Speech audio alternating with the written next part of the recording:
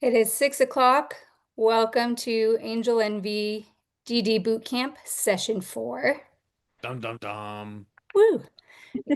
Maggie's on vacation this week and next, which is awesome. It rarely happens, so we love that for her. But tonight we will have sales and marketing as the topic, with Garrett Stanley leading us. And Garrett's been on both sides of the table in due diligence and sales and marketing. He's worked with startups and in startups, in RevOps and sales, as well as been on the diligence side as an investor and wealth manager. So we're stoked to have you here, and I'll hand it over to Garrett. Well, thank you. Thanks, everybody. Thanks for having me. So I did this a little different this year. I have a presentation, but I'm going to go through the questions for the general due diligence questionnaire. And then I added some commentary, as well as some quick points on how to think about answering the questions. And then for most of them, I tried to provide an example. So quick disclaimer, they're just supposed to be a starting point just to help you get an idea as to how you might think about approaching the question or presenting an answer to the question. Some of them are very brief, more brief than I would like to see if I'm on the due diligence side, or more brief as I'd be comfortable providing, but it was at least provides a starting point for how to think about the question. If you have any questions, please type them in the chat. Erica or Madeline will interrupt me, um, so we can get those discussed.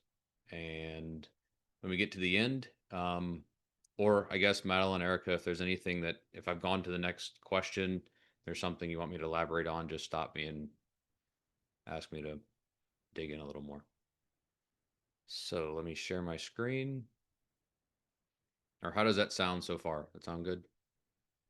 Perfect. Fine, but I can barely hear you, Garrett. All right, let's try this. We did a. Can you hear me better now?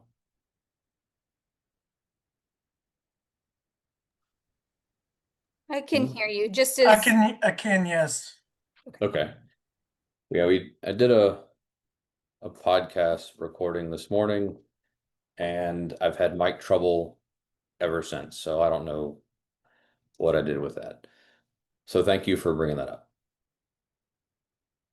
All right, if this is better, I'll go ahead and share my screen and we can get started. Can everybody see this okay? Yep. Perfect. Cool. All right. So again, I'm Garrett. So Madeline said this already, but since some other people got on here, so I've been on both sides of this table. I raised my first round at 20 years old. Ended up, great experience. Learned a whole lot. Actually, because of regulatory things, ended up giving the money back. Because we were a little early, but hey, that was a great learning experience.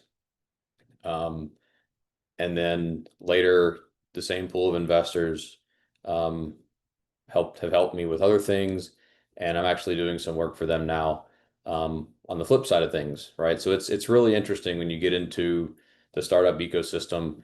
You start on one side of the table, then you flip flop around, and everybody asks everybody for help, and it can be a really great experience. So today, I'm going to talk about sales and marketing, specifically around the questionnaire, but also want to give a little bit of context, or at least from my personal experience. So introduction to sales and marketing, look, kind of went over this. General key themes. As an investor, I want clarity, and I prefer traction. And then I want to have an impression, at the very least, that you have a concept of what it's going to take you to actually scale. If you've never done it before, I don't expect you to be able to hit a home run right off the bat, but most founders have no idea about the shift it takes to go from 0 to 10 clients to 100 clients or customers, and then to go beyond that. and the systems, both for sales and on development or the back end and marketing, really change. In the beginning, you start with things usually that don't scale at all, and then you have to really change the playbook. So hopefully this gives you some context on how to do that, or at least how to go about thinking about it. We want to see data-driven thinking or a data-driven approach, not, well, I think this or my experience was this. That's great, but you need to substantiate it. So this kind of trust but verify. And then again, clarity is better than complexity. And then I'd prefer to see 80% or execution that got you a little bit further, even if you fell on your face over just exploring an idea, right? So 3 big questions I want answered. And this is how this just for context, this is what I'm looking for in general. There's usually already some sort of a solution out there. I want to know what makes yours so dramatically different or so much better, or your execution so much different that you will demand interest from the market beyond what's already commercially available. If you can't do that, then you kind of just fizzle out into the ether of everybody else who's already there. I want you to be able to demonstrate that you know your market backwards and forwards and how your solution touches on all those things. If you don't know the answer, be honest about that, but then go figure it out. And then, do you know what you're doing well enough, and are you trustworthy enough that I'm going to trust you with my hard-earned cash or any of my LP's hard-earned cash? So with that, let's jump in. I forget who said this. I'm sure all of you, and I should know this, but if you fail to plan, you plan to fail. So go to market is really the whole overall thought process and strategy about how you're going to bring what you're building out into the market and how you're going to differentiate yourself. So M1, what's the problem that you're trying to address, right? Define the pain point and who experiences it. That's really great, but I want to see that it's quantified, and I want to know what the actual cost of that problem is to both the end customer, but also how does that play into your competition? And we'll talk about that later. But what is the cost that your customer actually faces? And then are there any second or third order costs to that, right? I have a portfolio company that's in this space right now, which I've made some of these examples off of. But it's the EMR space. So electronic medical records or health records. Before that, everything was paper, right? There's a ton of costs of printing stuff. Go print several thousand pages and you'll very quickly see that bill go up. But that's the first order cost. What are the other costs beyond that that your customer is really going to face? Compliance costs of making paper errors or not catching things. So think a little bit outside the box, think second and third order down, and try to really quantify that. A quick example, I'm not going to read every single one, but just to give an idea. So what the cost is, how your system addresses those costs, and try to make that very clear and like you're talking to a third grader. All right. M2, what's your initial target segment? Describe the rationale for selecting this segment, right? Most founders get caught in this trap of seeing the whole pie in the sky of everything that they can build and how they can serve everybody within their market, but you got to start somewhere. So this is your opportunity to explain how you're going to start and why you've picked where you're starting, and just prove to us that you really know this backwards and forwards. So in this case, right, you can go anywhere in healthcare and you can expand, but you got to land first. So storm the beach. Who is your initial target segment and why? All right. So we talked about this a little bit in the very beginning. We want data. So describe your primary and secondary market research. What does that mean? Primary is I've gone out and I've spoken to customers. This is what I like to see. most investors far prefer this over just looking at an IBIS World or a Gartner report. That's really helpful and important for context. But knowing that you have spoken to somebody in your target audience and you've spoken to more than just a couple of them is really important. We'll touch on this later. But that segues into having a pilot program or having people try your stuff for free or give you guidance beyond just a quick questionnaire. So really dive into this. But this is going to be the foundation for justifying your entire go-to-market plan or approach. All right. So example here. So in the example company we're using for this discussion, it's a home health. It's a software company providing digital compliance solutions to home health agencies, right? So in this case, I spoke to 45 agency owners. I also then spoke with or did questionnaires with 130 of the individuals, the professionals who are in the homes. And then we held 6 pilot sessions. Based off of that, we determined the following, right? So, and then at the end, you see the actual market size or the industry size and its growth rate. So this is an example of how I want to see primary research, how you're talking to your potential customer, and then how you're marrying that up with the big reports to get a foundation that you can work from. All right. So to dig in on this a little bit, I think this was covered briefly in another presentation, but TAM, SAM, SOM, these get thrown around a lot. Total addressable market, serviceable available market, and serviceable obtainable market. So again, that's big pie in the sky, and we're trying to narrow it down to if you got 100% of everything in your industry or within what you are, the industry segment you're operating in, that's your TAM. The SAM is what you can address with your business model. And then the SOM is who you can quickly approach today or within a few year period. So if I'm starting in Nevada, I'm working with home health agencies. The home health agency in Nevada or Clark County is likely my SOM for the next few years, right? If you regenerated this report in 5 or 6 years, it might include a whole bunch of other states. But for my TAM is going to be the entire home health industry in the entire United States. And then, yeah, just another explanation on how to answer this. All right. Sales and marketing plan. We could spend a whole lot of time just talking about this, but what we're really looking for is a high level overview of the sales funnel, right? So how do I storm the field and flood the field with awareness of who I am and what we're doing?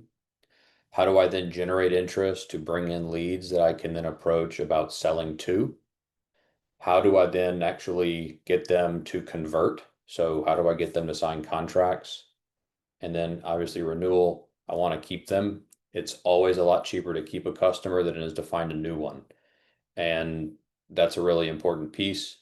So we want to see that you've thought through that. We want to know what you have. You have an actual budget. We want to know that you have a reasonable expectation of what people cost. Good people are expensive. You get what you pay for.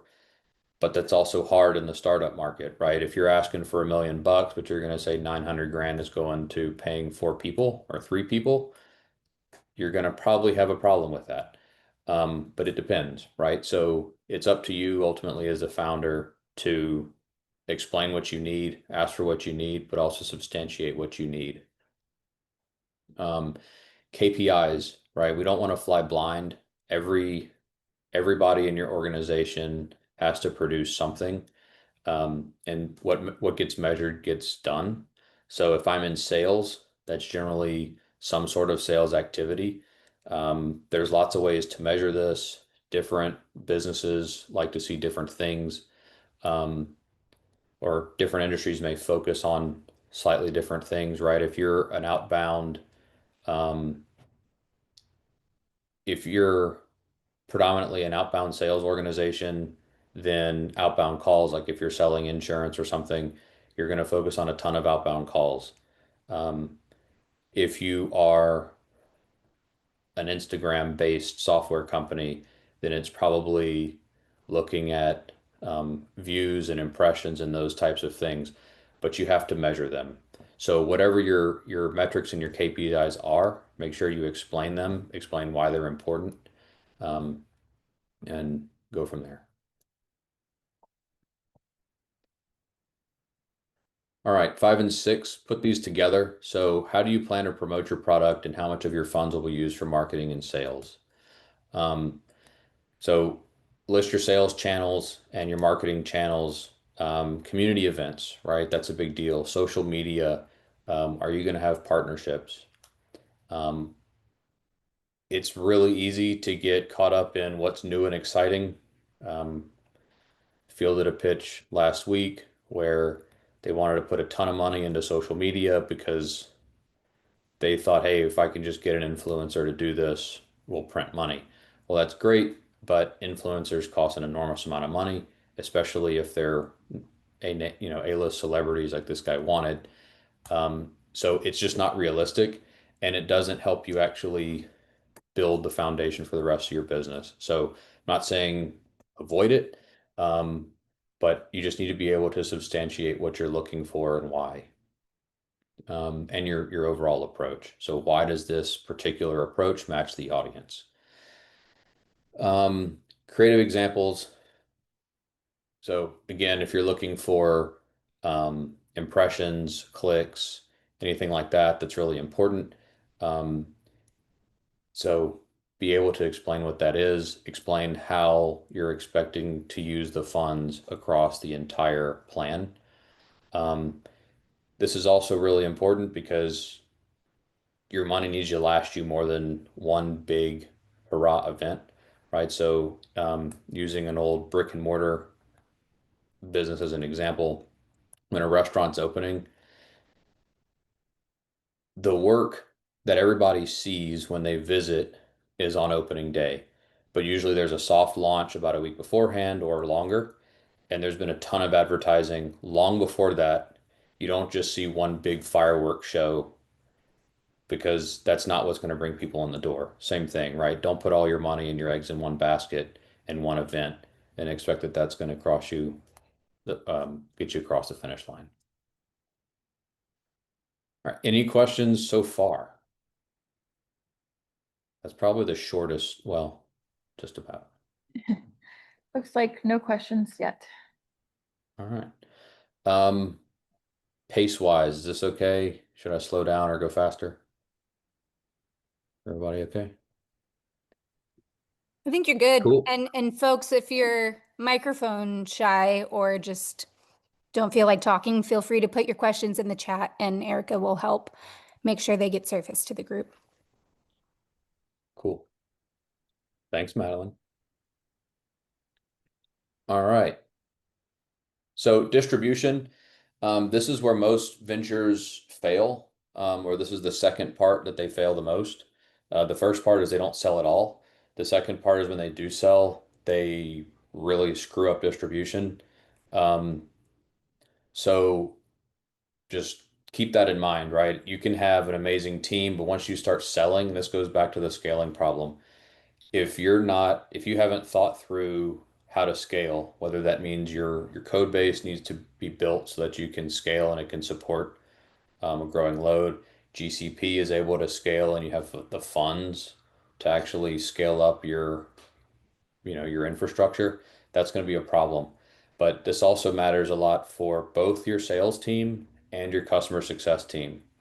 If you're not in a position to be able to scale your sales team, you're going to fall behind on sales. Um, when you add in customer renewals, they shouldn't be the same team, and we can talk about that later. New sales needs to be focused on new sales. Account retention is account retention. Don't mix the two because then you blend KPIs and you can get a lot of false readings, and then you ultimately stop growing. Customer service, same thing. You have to be able to scale. So you're going to do things in the beginning that do not scale, right? That's normal, that's expected. But when you start to have to shift, let's say onboarding, for example, you may do a whole lot of in-person onboarding for your first 100 customers because you really need that foundation. They're the core that's helping you build your reputation and power through. That's great, that's expected. But to go from 100 to 200 or to 500 customers, you can't staff up that way and be sustainable. So you need to think about that ahead of time. And ultimately, that's a big part of distribution where most tend to fall short, and it really can hurt your reputation and your ability to retain customers. Yeah, okay, so there's my comment. I'll send this out, y'all can have this, but there's comment on that. So, what is the distribution plan? How do people access your system? Right? And then how does that entire process grow? So what I want to know is how do they receive and access your product? If you're doing a SaaS, a SaaS venture, it's probably an app, it's probably a web page. Right now, it's been interesting to see how that connects with the AI platforms. What is onboarding and fulfillment like, right? If you're shipping products, that's another thing that becomes a real pain. Or a real challenge too. Um, so in college, I bottled spices and I sold them on Amazon. Well, that was a fun college project, and I could do that during the summer. Um, but as sales grew, I couldn't keep up, right? And it wasn't enough margin to actually go hire people. So that's a very basic example, but that's still the idea. So if you're shipping products, how do you think through scaling that? That's really important. If it's software, um, how are you going to staff up your support team to bring people on? How do you train them? How do you support them? And then as you release, you you release new modifications and new features. Um, Hopefully you don't have to do this, but how do you manage tickets and ticket volume as your customer base expands? And so that goes into scalability, right? So here's a quick example. Most people may start, hey, we do face-to-face onboarding for the first year. That's what we're planning to do. Our goal is to get to 100 paying customers. And then over the course of that year, starting in month 6, we're going to start building training videos and phasing those in so we can see directly how that impacts our adoption. But you start to actually create a more passive onboarding path to get to something that's scalable and that's not going to drain all your resources. Marty, what you got? Hey, Garrett. Nice meeting you at Startup Week, by the way. Yeah, likewise. All right. So when you started talking about software, it kind of my ears perked up. So I, as a new software business developing mental wellness apps, I really don't have a good feel for if things do take off for me and things and I need to scale up, what that's going to mean in terms of additional personnel and such. So I know what it is right now in startup grind mode, but I don't have a clear picture of the future. So any thoughts on how I might be able to get clearer on that? Sure. Yeah, the we could probably have a more detailed discussion about that.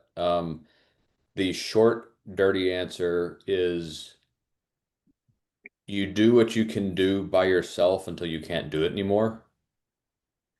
And so, and then that forces you to have to hire somebody usually. Um, so if an exercise is try to think about, right, you can do a time audit, for example, and see, okay, if I'm onboarding 10 customers a month, how much time does it take me to support and onboard them? And then just try to multiply that forward, right? It's like, hey, I'm already working 80 hours a week at another 40 customers. I'm going to be so far behind, I'll never get any sleep. So then at what point do I need to hire somebody so I can bite the bullet today, hire them and train them? So as I get 15 more customers and my time is getting less and less, they're able to start shadowing me and helping me, and they can start to maybe take over. But yeah, so the real thing is you just got to think about your process today. and the bottleneck of what's draining your time and when you can start to bring somebody on to train them to take that off of your shoulders. Okay, yeah, and I think for me, it's going to be more about technology expenses, right? So if I build an app, I'm building an app. I feel like it's going to be awesome. It's going to work great for the first, let's say, 100 users. But if it goes really well and it starts scaling, then maybe what I built is not going to, is just going to need to be a version 2 of that app. But that's I guess kind of just pretty foggy for me at this point. But I guess Sure. do my research and kind of figure Yeah, that the out. other thing is check out Loom. There's a few other companies out there, but Loom is kind of the fad at the moment.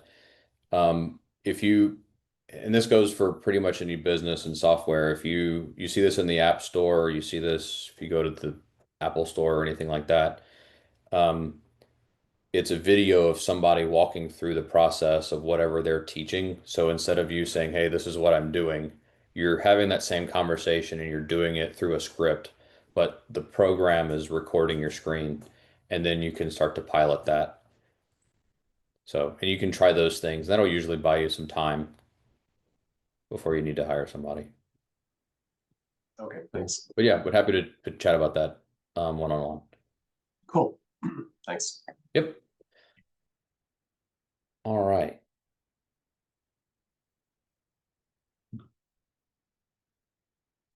Well, let's see. Oh, wait, we got some buzz in the chat now. So let's see. Brian, first 80 units today. Congratulations.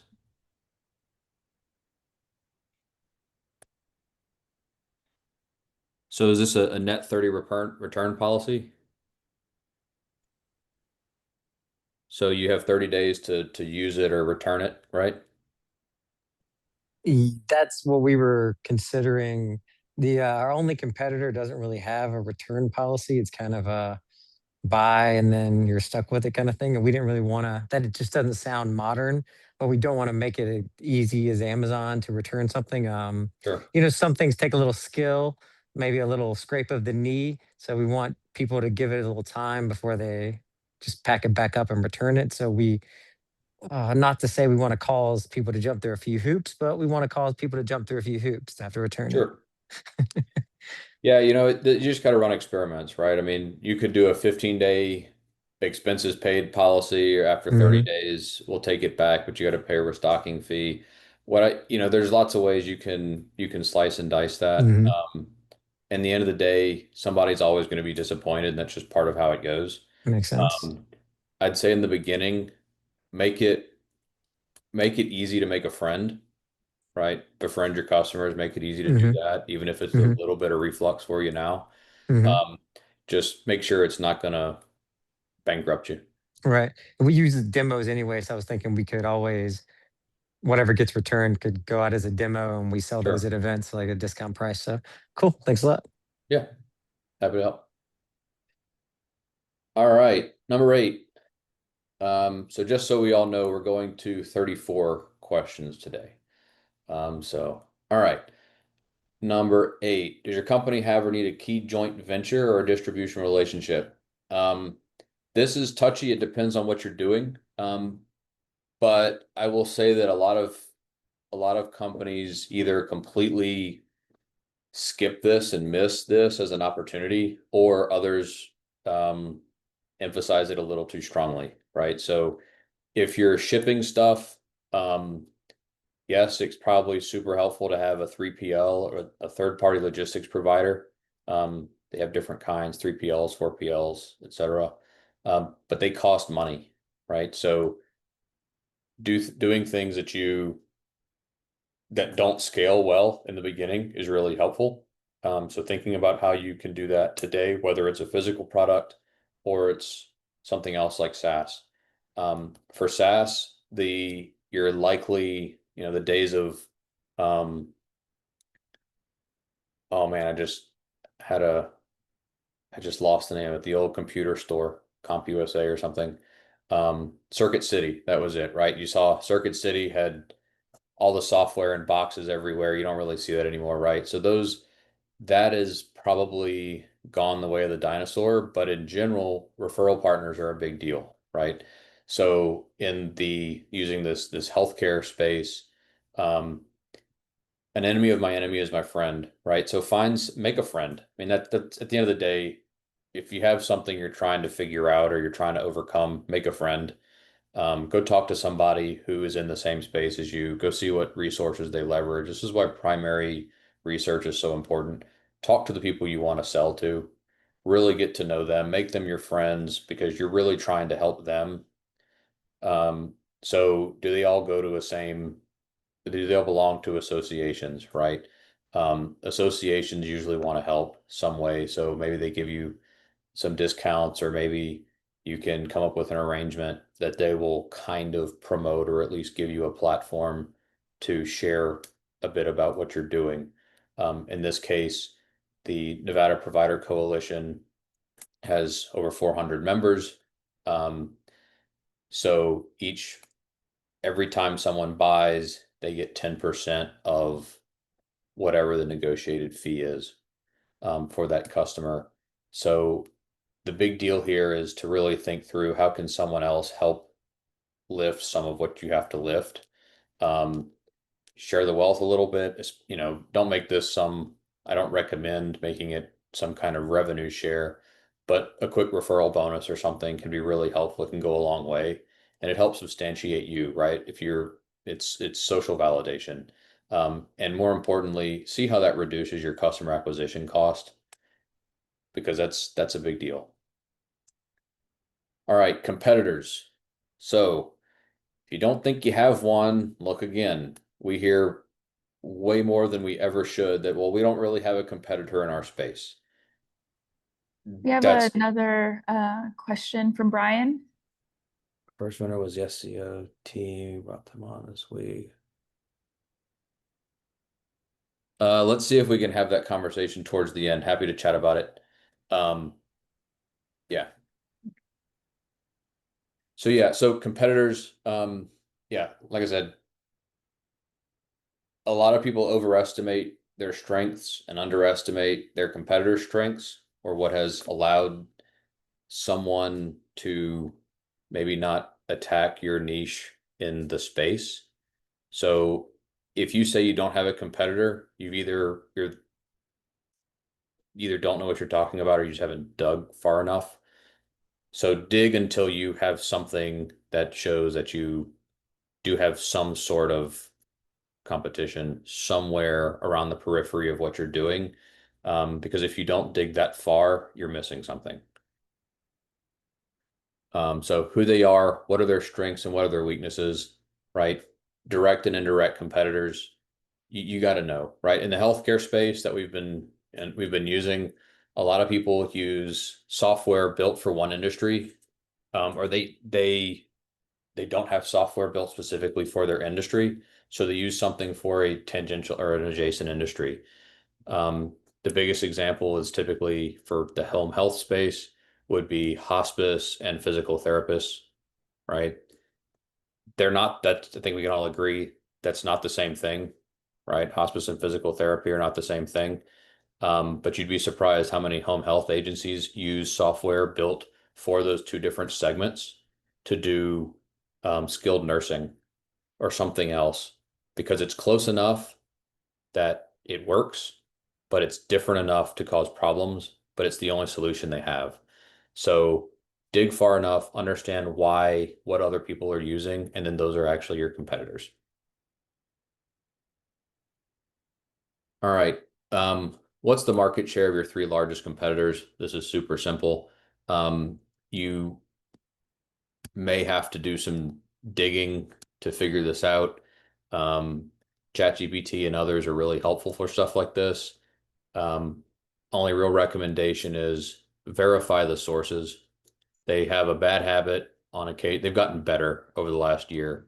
But we've seen where they'll provide information. They even provide citations, and you go to check it out and it just doesn't exist. They found something that looked close and it's the right URL, but then it completely hallucinated everything else. So trust, verify, And then if you get asked ChatGPT for this information, post it into Anthropic and see what it says. Ask it to double check this. Use Grok from Twitter or XAI. Use Copilot. Use Gemini or Llama or whatever, right? Cross-reference them. Use a few different ones, and that can help you with a lot of legwork here. Complete a side-by-side analysis. This is really straightforward. You'd be surprised how many people don't do this, right? My company, company A, company B. Is it simple? Yes, no, but be objective here. And be realistic, right? It's totally fine if your system only has 5 of 25 features, right? Can you substantiate building those 5 and explaining why those 5 are going to get you where you need to go? That's fine, but do yourself and everybody a favor, lay this out. It can actually be a really great planning tool for you also. Competitive advantage or differing factor, right? So be clear, be concise. Talk to me like I'm 5 can be really helpful, especially in the world of AI. I'm a finance guy and have history in sales. I can do some basic Python programming and some JavaScript.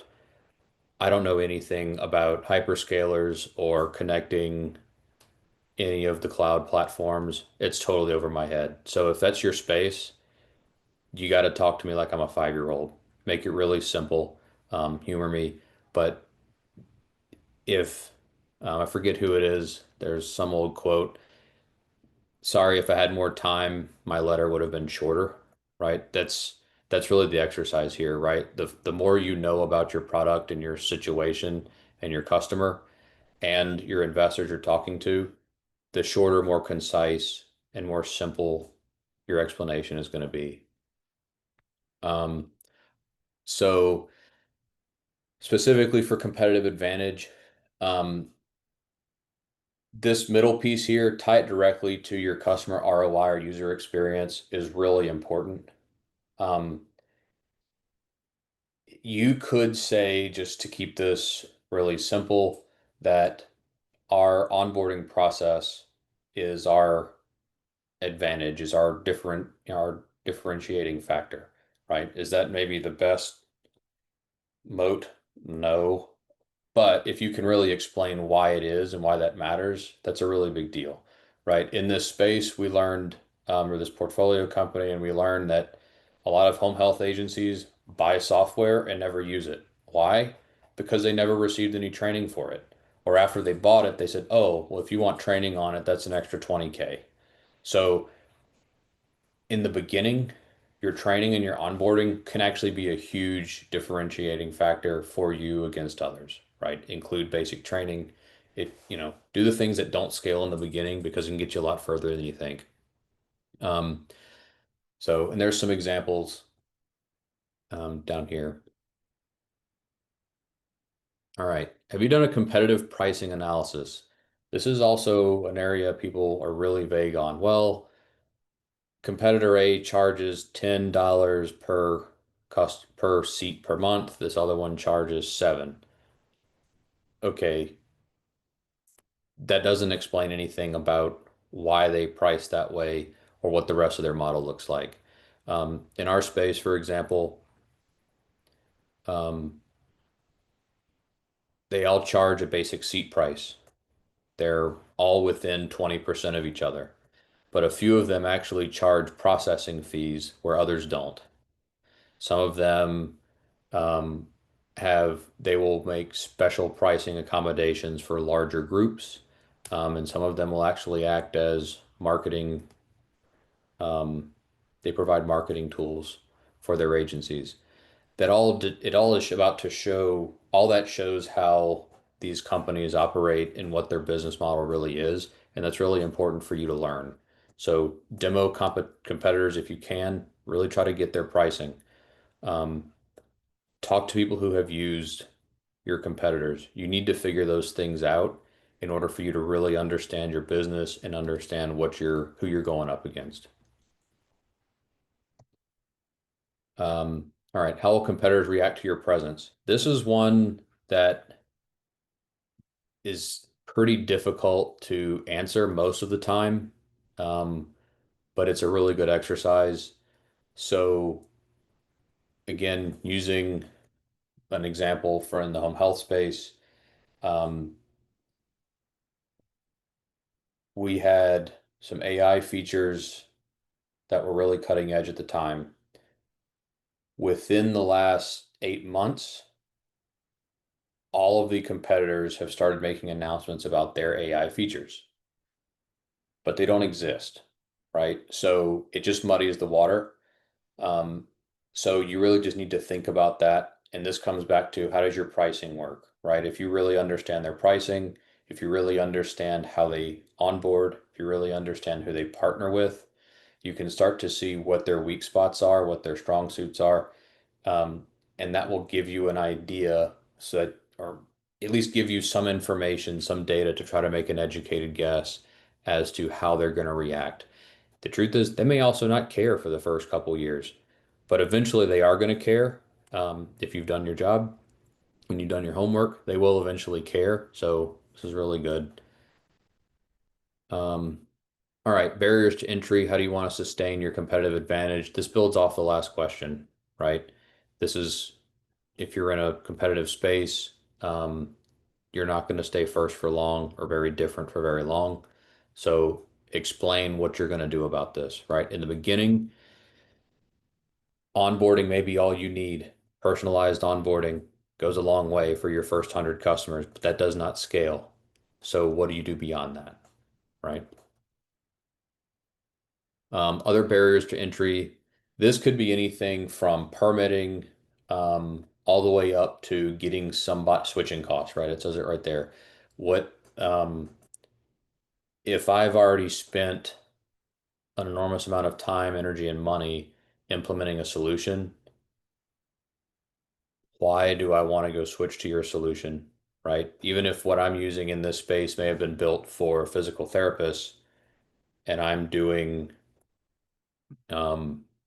hospice, for example, not the best, I need to come up with better examples, but if it's working, how do you convince me to go take on the enormous project of switching? If I have one payment system or if I have a benefit management system, everybody knows how to use it. How are you going to convince me as the buyer to switch to something else? And as an investor, I need to know that. I want to know that. If you can't answer that, you haven't done the homework. Okay, sales. This is the first place everybody falls flat because it's really hard, typically.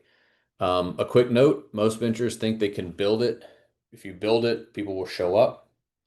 Sorry, you're not building the Taj Mahal, which I think is actually a tomb. I've never been. It's on my list of places to go.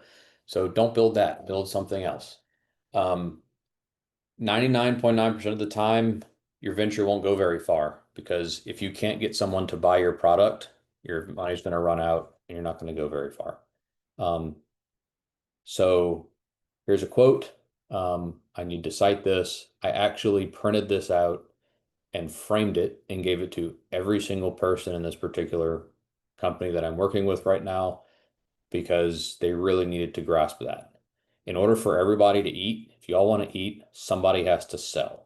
And the reality is everybody in the organization needs to be thinking about how what they're doing is going to make it easier to get a sale, right? I'm not saying cut corners, skip things, but it's really easy to get siloed. Hey, well, I'm in customer service, or hey, I'm in development.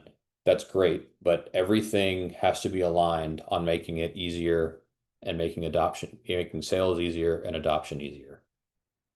So, do you have a plan to build a direct sales force, and how do you expect to train them? So, this is a huge area of contention for a lot of people. A lot of investors have different opinions, founders have different opinions. I prefer to see a founder-led sales team, especially for the first few years. The founder in particular has an interesting combination, a very unique combination of insight and passion that is very difficult to teach, and it takes a whole lot of time to get there, right? So the biggest blunder sales starting companies make, growing companies make, is they take somebody who is a rock star salesperson in an established business, and they think they can recreate that in my small startup. 99% of the time that leads to failure, because the skills that allow that person to be a sales rock star in an established business are very different than the skill set it takes for you to take something that is very malleable, its form isn't fully finished, it could totally change in a month, and trying to sell that. There's a whole lot of selling a vision, selling a story that is very different than selling features or selling something that's been around for a while. So founder-led is really important. That is really guiding the entire sales team for as long as it takes for the rest of your sales team to really begin in their bones to feel the customer need, and really be able to communicate with them in a way that the founder does. So with that being, with that in mind, explain what your ideal structure is, and what you want to do. Typical red flag is, oh, we're going to hire a third-party sales group. Again, it does work on occasion. There's an exception to every rule. Typically, that's very hard. But I do want to see what you're doing. I want to see you know how to compensate. I want to see you know how to train. And understanding your sales methodology is really important, right? There's a difference between hunting or mining for gold and farming, right? So farming, very relationship driven. You see this a lot in the government space or enterprise sales. It could take 1, 2, 3+ years just to close a deal. That's farming. That's not usually what you want to see in a startup, but if that's what your game is, then you just need to figure out how to tackle it and explain that. The hunting or mining, panning for gold is more of a transactional process, but they're very different skills. And you need to show that you've picked the one that fits best with what you need and how you're going to cultivate that. All right. Do you have current customers? How many and what are your revenues per customer? And for 18, what is your customer acquisition cost, current and projected? So do you have customers? I like to see that you have customers, even if they're basically free pilot programs, assuming that whoever is in the pilot program is using your product. Why? It shows at least some form of validation. And the truth is, usually, if you can't get those customers, you can work with that pilot group to get them paying, and that can help you learn a lot. But I will also say that that's a slippery slope to getting stuck in this farming mentality as opposed to mining for gold or panning for gold or hunting, right? So do you have customers? How many? And then what are your revenues per customer, right? Is it, if I bring on, and going back to the home health example, 18 customers would be 18 home health agencies. They're bringing us 55K a year total. The average contract value is 3K per agency or per customer. We have a 95% retention rate, right? So how do you get that price? Well, we charge per patient, it might be, right? Or we charge a flat fee per agency. Up to you. Just make sure that you can explain it and you can substantiate why you've gone that route. Customer acquisition cost. This is often pretty misunderstood.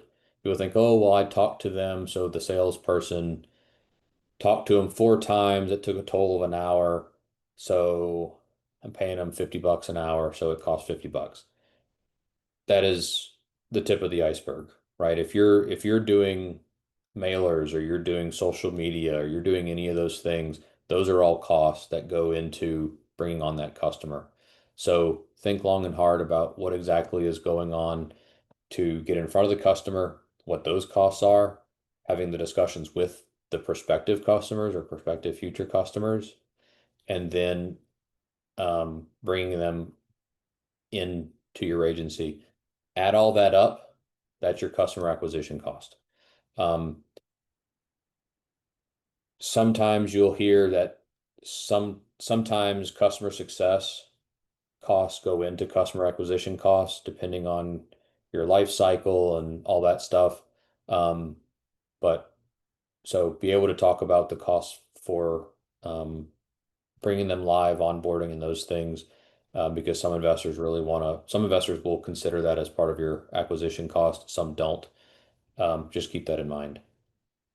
As far as ratios, 3-to-1 or better. 3-to-1, 4-to-1 has been the typical ease for scaling, right? Because it shows you can probably raise prices, and you're looking at speed here, because you're not charging. You're probably not charging what you could, but remember, you're trying to land and expand. So if you're less than that, be able to justify that and explain it. If you're greater than that, that's not a problem, obviously, because you're making more money per transaction, but be able to explain it. And then current projected costs. It is not always the case that your acquisition cost goes down. That's what you want. That's what you hope happens, but that's not always the case. Especially during transitional periods during your company. You may have to scale up, and you may have to hire a whole bunch of salespeople, for example, to be able to go into new markets. And that means that for the next year, your customer acquisition costs may be a whole lot higher, but then it may drop. So just keep that in mind, be able to have those discussions. All right, have you lost any customers?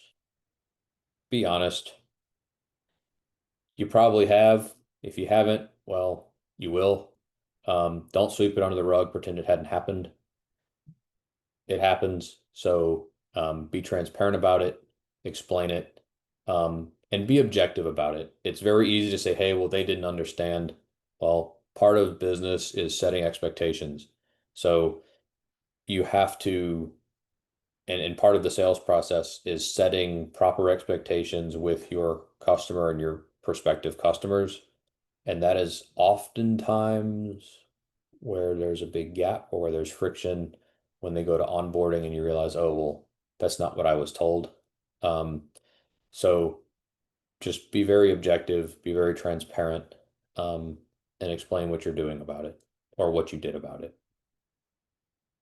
All right, 3 questions in one. What's the average selling price? What's the length of your sales cycle?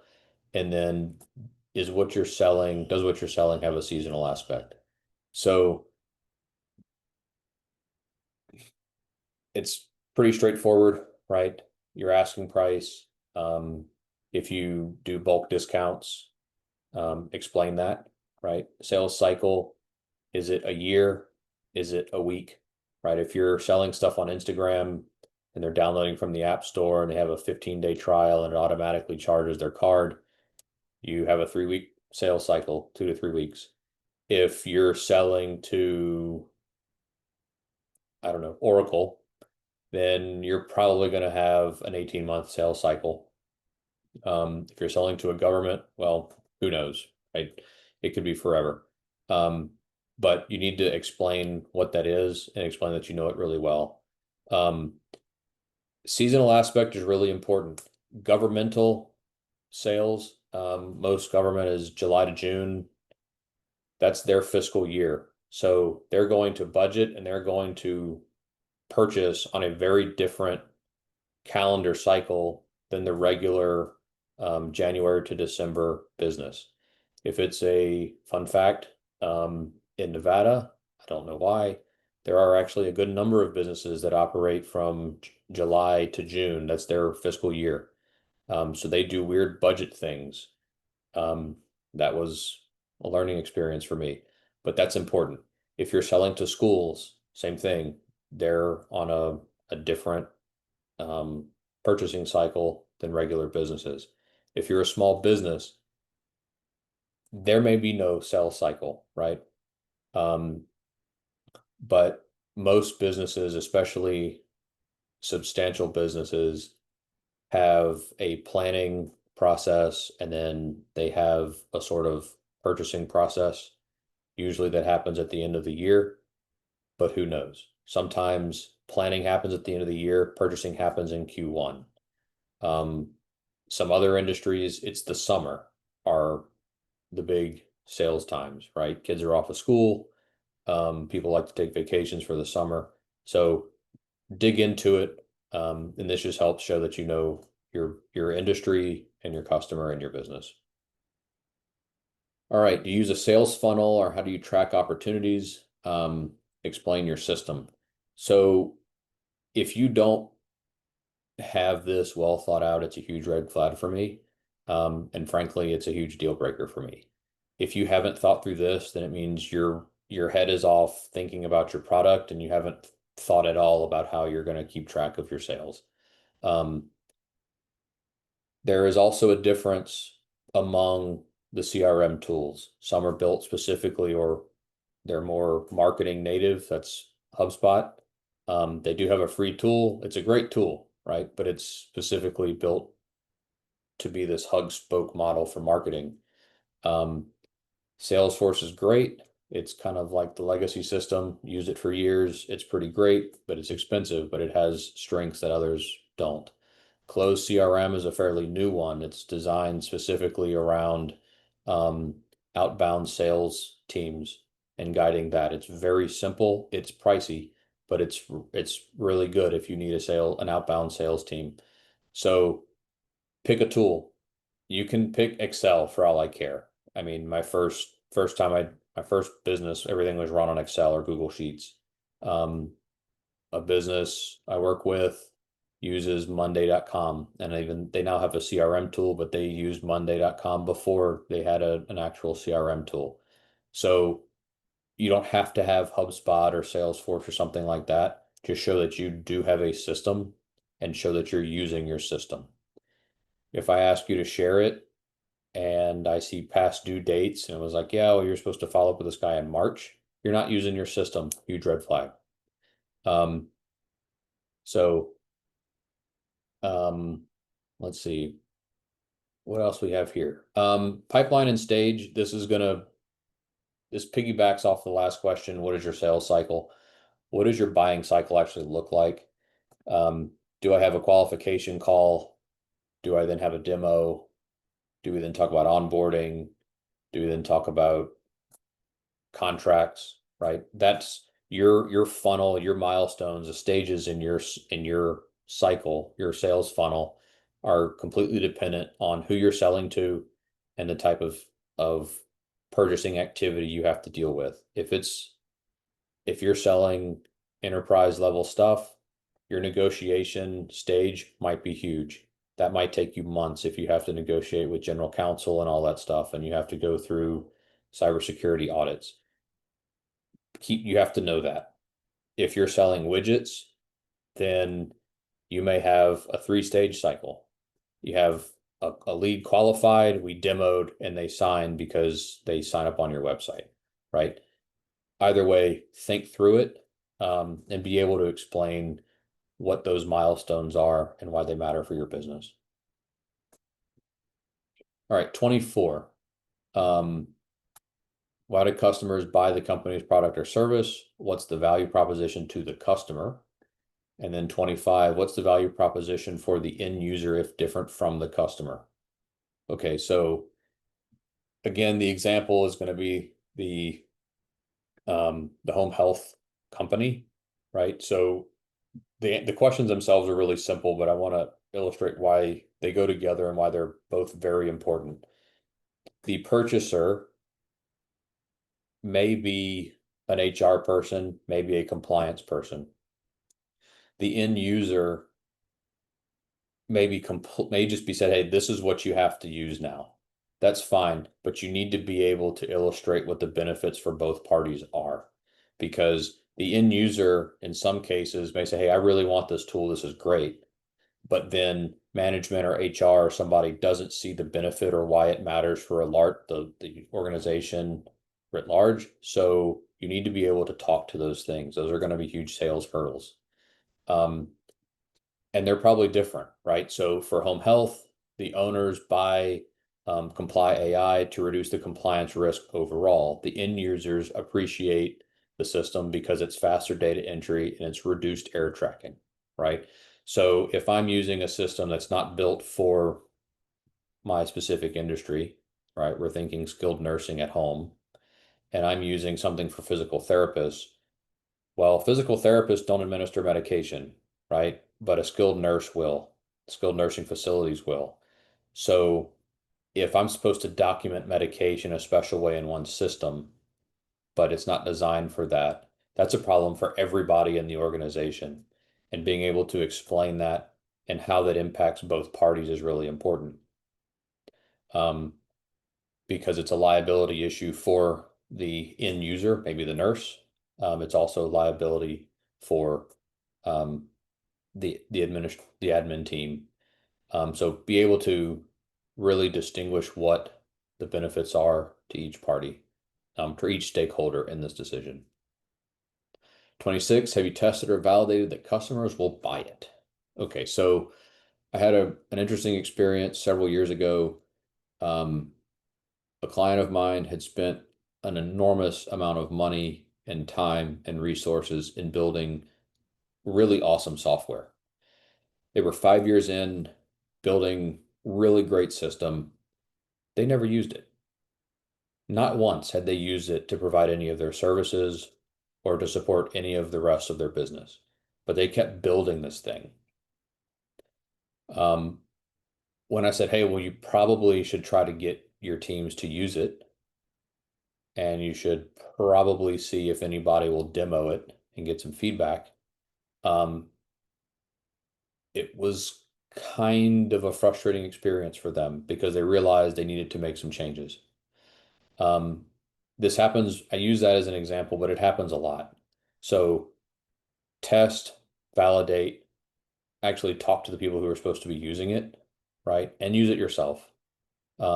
It's really easy to rely on 2 or 3 or 4 really trusted advisors or really trusted power users. But it's really easy to fall into groupthink. Doesn't mean you have to change anything if somebody else has an opinion, right? Everybody has elbows and opinions. But you need the opportunity to evaluate that for yourself. So I like to see that it's been tested and that customers are using it, and be transparent. It's like, hey, people don't like this, right? They like 80%, they don't like these other things, so we're working on changing those. All of that builds trust that you know what you're talking, it builds trust for me on you that you know what you're talking about, and you're having the really important discussions, and uncovering potential landmines. All right. Describe pricing strategy and the average selling price, and have you evaluated pricing sensitivity? So this is pretty important.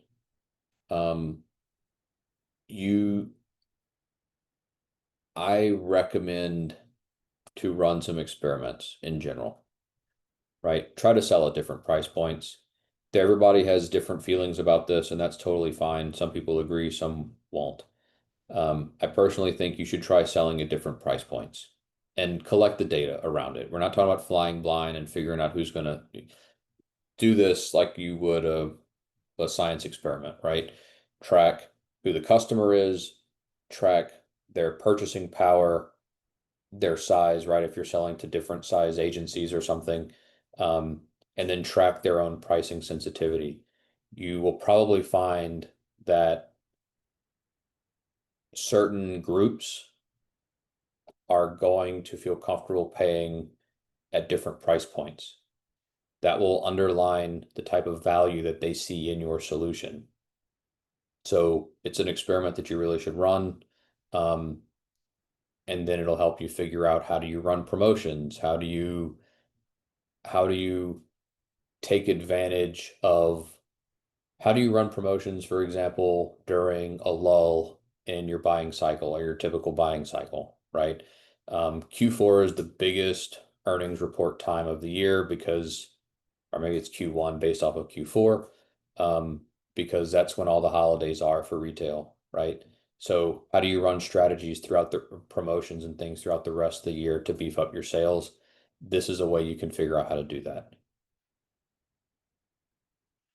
All right, how important is market share for you to achieve your projected revenues? Do you need to convert customers from existing competitors, or are you targeting net new customers in the same market?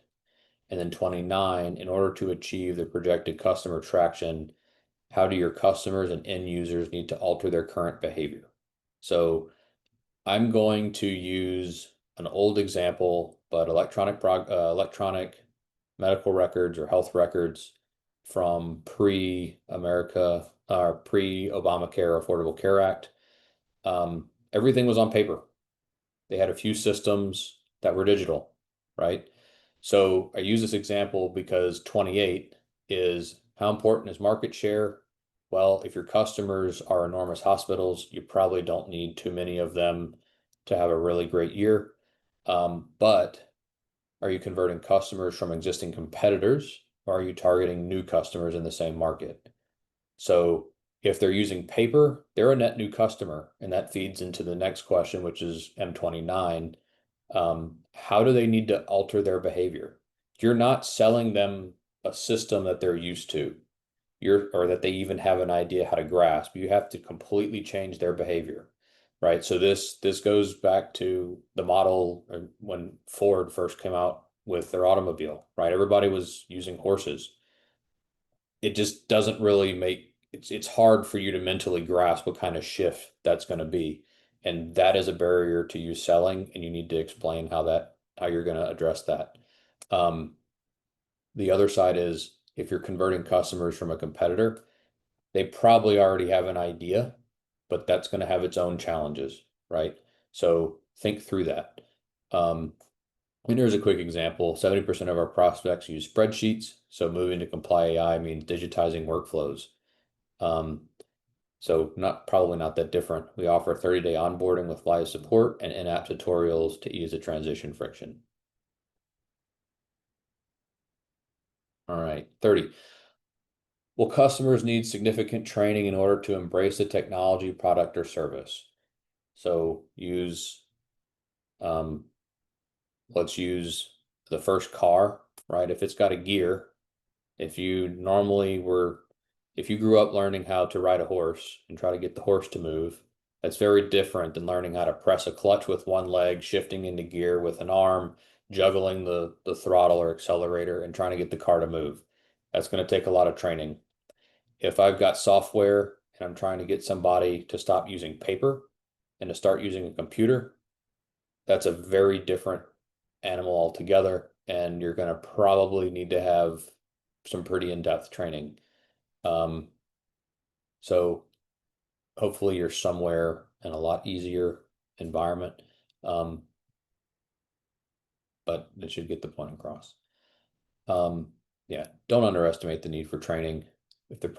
So another note, this really will help you differentiate yourself, especially as you start out, right? If other companies are charging tens of thousands for onboarding and training support, it might really help you especially in the short term, get started by offering that for free, or at least at a dramatically reduced rate.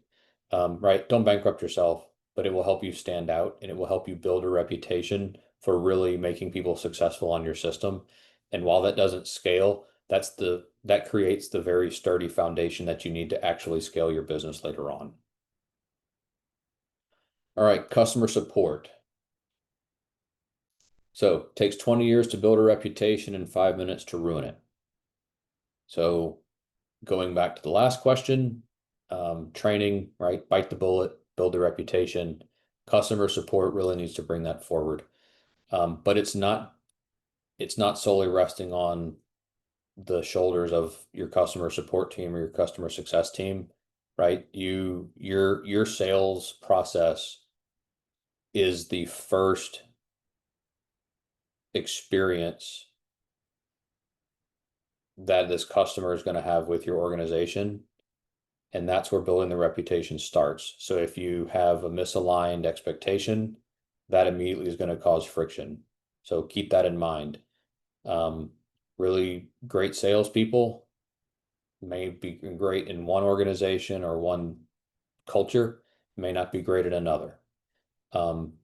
Anyway, all right, 31, describe any required customer training and implementation of the training plan. So this is more in depth from the previous questions, right? I want to know in more detail, what are the milestones? What's the timeline? Who is responsible for what, right? If I'm implementing a digital system and I'm moving a hospital or I'm moving a clinic or somebody from something that's on paper, somebody is responsible for setting up the instance in the cloud or a server if you're still doing that. That's probably on you as the business, not your customer. But teaching somebody how to import the data is also still probably on you. But at what point does the data input become your customer's responsibility, right? So how are you going to lay out expectations for each party? And how are you going to make sure that everybody really understands what they have to deliver, so everything can move smoothly? All right, 32, describe your warranty and customer service plan. So this kind of goes back to Brian's question about refunds, right, or returning things. How are you going to take care of your customers in the case something happens, right? I'm sure most people on this call were aware that AWS went down yesterday and everybody was really grumpy in a lot of places. So they guarantee a 99.9% uptime. Well, what happens when it goes down, right? If you're a small Amazon, so AWS, unless you're a big enterprise player, they are going to tell you tough, you have to deal with it, but they're Amazon, right? If you're a big player, they're going to have what are called liquidated damages, which means for every hour that we're down, we're going to pay you millions of dollars or whatever, right? You need to think through what that is going to look like. That also needs to cover, if you're in a professional environment, what kind of insurance might you need, right? I know we're talking about warranty for your customer, but at the end of the day, that's important, right? So I run a wealth management firm for founders. Part of what I do is I give advice. Well, if I give advice and my client implements that advice and it caused a less desirable situation, I'm on the hook for making that right. So what am I going to do about that? Same thing goes for you and your business. What do you offer warranties? Do you offer some type of guarantee, right? For Brian, it may be you have a 15-day, no question, money back, 100% satisfaction guarantee, right? If any time after that you're not happy, pay the shipping and we'll refund half your money or whatever it is, right? You're trying to build trust, because the reality is they're probably going to say, oh, I need to return this, but they're never going to do it because it takes time and energy on their part, but you're still making sure that the option is available to them. So uptime, big deal. Beyond that, what are your support channels or your support tiers and your channels for delivering that, right? So in software space, there's usually tier one is there's somebody in your office, right, that's trained to deal with this, reset your password, stuff like that. Tier two, maybe you have base level call center support. Tier three, maybe you need to get a developer involved because there's actually something more structural that needs attention. You need to think through those things. Support channels, how are you going to do this? Is it email? Is it text message? Is it over the phone? Also mixed in here, you're going to need to figure out if you're going to use somebody offshore, onshore. Sometimes that's cheap. Sometimes it's a really great way to get a little additional manpower in the beginning. But that comes with trade-offs. So think through that, and be transparent about that and really try to spend some time on that. Okay, so I talked about outsourcing just a second ago. Are you outsourcing the warranty or customer service operations? What vendors have you selected? Are there agreements in place? So outsourcing warranty, there are a couple companies that do offer warranty services. They're basically insurance companies. So, Brian, not to pick on you, but since we were talking about you and shipping things, right? So if you have components, it may be that you can get coverage through Insurion that says if so many of these things break, right, or then you're going to eat it. But if there's a return percentage above that, then they're going to pay you for that, right? There's all sorts of different things that you can do as a business to try to hedge against loss or hedge against these things. So that may not be the best example, but I've lived that. So that's the one that came to mind. Customer service, right? Are you going to use a help desk in India or in Colombia or whatever? Lots of people who do this. You see this a lot for bookkeeping and stuff these days. But again, there are trade-offs. So show that you know what they are. Show that you've actually evaluated more than one. Don't call the first one and say, "Oh, this sounds good," right? How have you selected them? And then obviously be able to share those agreements. Yeah. So, and then last but not least, 34, are there any existing complaints or warranty claims against you? If so, please describe them. Be transparent here, right? Stuff happens. It's life, it's business. We all get that. Again, don't try to sweep it under the rug. Don't try to pretend it didn't happen or that it was the customer's fault. It could have totally been the customer's fault, right? It also could have totally been your fault. It doesn't really matter. Own it either way and just be transparent about it. Explain what steps you took to fix it or to remediate it. Explain what those outcomes were, and explain what you're doing, if anything, to address that in the future. All right, summary, what we want: a valid, painful market problem that you have quantified objectively. I want a clear go-to-market strategy with an efficient funnel, right? I want to know that you've really thought about the sales process. You can articulate it. You know what it takes to move the customer, the prospective customer from, "Hey, my name is Garrett. This is what we do," all the way to, "Thanks for signing this contract and trusting us. We really appreciate the opportunity to work with you." And that you know everything in between. Sustainable competitive advantage, right? Getting to market is one thing, but then sustaining it is another, and it's really difficult. So think through that. Number 4, evidence of retention and support quality, right? It is so much cheaper to keep a customer than it is to find a new one. So please think through what you're going to do to make sure that they're happy and successful. And talk about that. And then quick rule of thumb, data is better than just raw enthusiasm, although you need enthusiasm. And then execution, even if it wasn't great in the beginning, is always better than just thinking about the idea. Cool. Thank you. All right, thank you, Garrett. I'm going to leave it open for a few more minutes for last minute questions. And thank you guys for joining us this evening. And we will see you also next Tuesday. And we'll send you the recording of this session at the end of the week, along with Garrett's slides. Cool. Garrett, thank you so much. Really appreciate it. Yeah, absolutely. Thank you, Garrett. What's your last name, Garrett? Stanley. Stanley. Yeah. And thank y'all. How did, can we contact you? Sure. Yeah. So my email here, I'll put it in the chat. Yeah, great. And if you want to put that last slide up too, keep it up. Absolutely. Let me.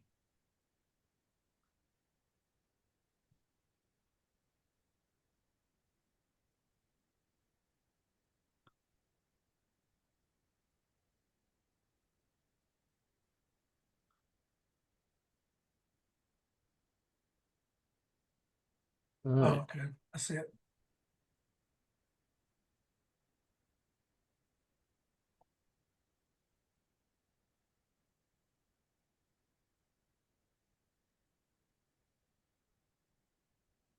And then let's see, we had a question, right? So, and thank you, Stevie. Let's see. Our first vendor was the SEO team. Just brought them on this week. Best step to get started online to be able to scale that up. Yeah, so so sales and marketing is a little different. And direct sales is more of my general wheelhouse. But what I will say is I like to see clear expectations and KPIs up front that they can own, right? So, how and what questions, right? Here's what I want to achieve. How do you help me do that? And what are you going to do to help me do that or to deliver, right? Have them answer the question, right? Because ultimately that's their job, right? So have Yeah, that them makes sense. Explain what they need to do for you, and how they're going to deliver that, and then track that. That makes sense. Yeah. I took Um, 4 meetings with the SEO people for me to pull the trigger. So I'm making them sell it to me good. Yeah, no, that's smart, right? So, but yeah, in general, I'd basically ask them that Okay. question, right? So, hey, so we've decided to work together. Here's what I'm looking for. Here's the results that I need. What are the next steps, and how do we track activity or results to make sure we get there? Sounds good. And then Okay. hold their feet to the fire that they made for themselves.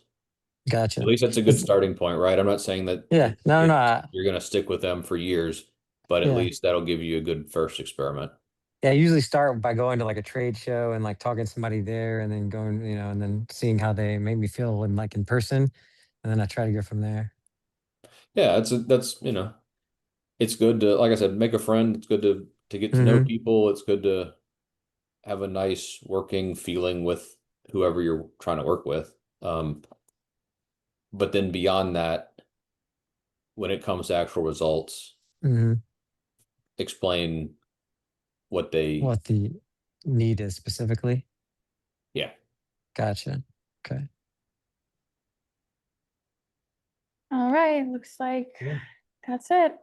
Thank you guys again. We'll see you next week for the final session on tech, IP, and product due diligence requirements with Danielle Nelson.